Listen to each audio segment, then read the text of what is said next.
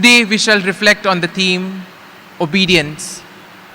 Now we see obedience is quite a tough thing to do because each of us, we have our own free will, we have our personal choices, and each of us has our own personal desires.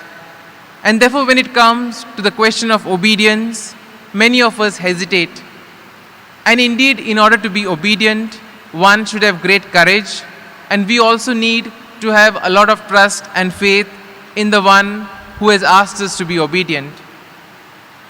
Jesus is the perfect example of obedience to the Father.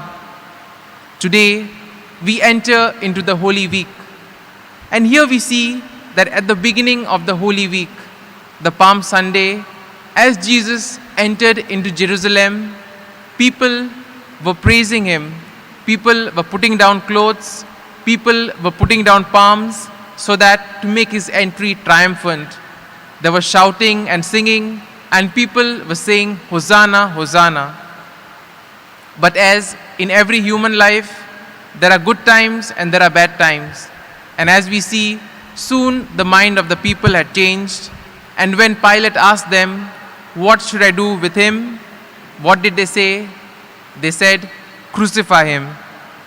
And here we see the two dynamics of our lives. We have good times as well as bad times. And in a way, the readings of today invite us to be firm in our faith in both good times as well as in bad times. In the first reading, the prophet Isaiah declares that the Lord has given him a tongue of a teacher. And therefore he uses this to proclaim the good news of the Lord. We see that in our lives, we get plenty of opportunities in order to proclaim God's word. Maybe not in word, but definitely in our deeds. And every small action that we do, in a way, should proclaim the good news of Jesus to everyone whom we meet.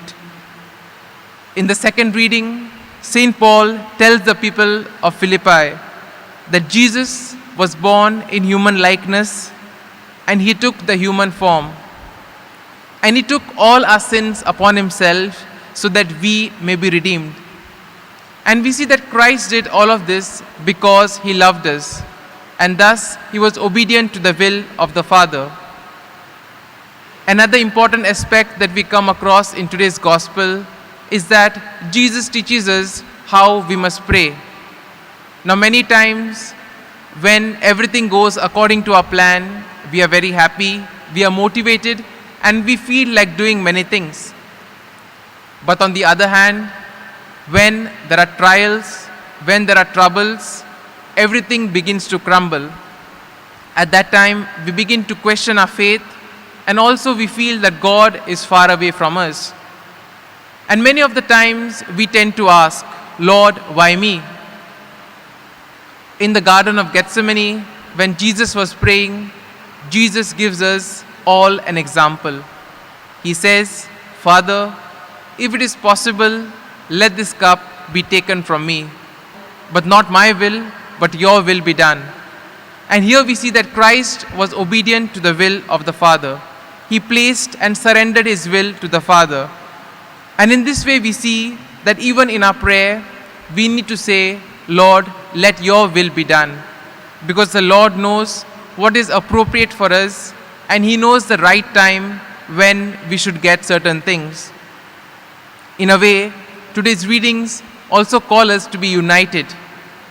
Just as Jesus wanted the unity of his disciples, similarly, we too are called to be united. And in the midst of political, social, religious violence and injustice, we need to be united among ourselves in order to live an authentic life.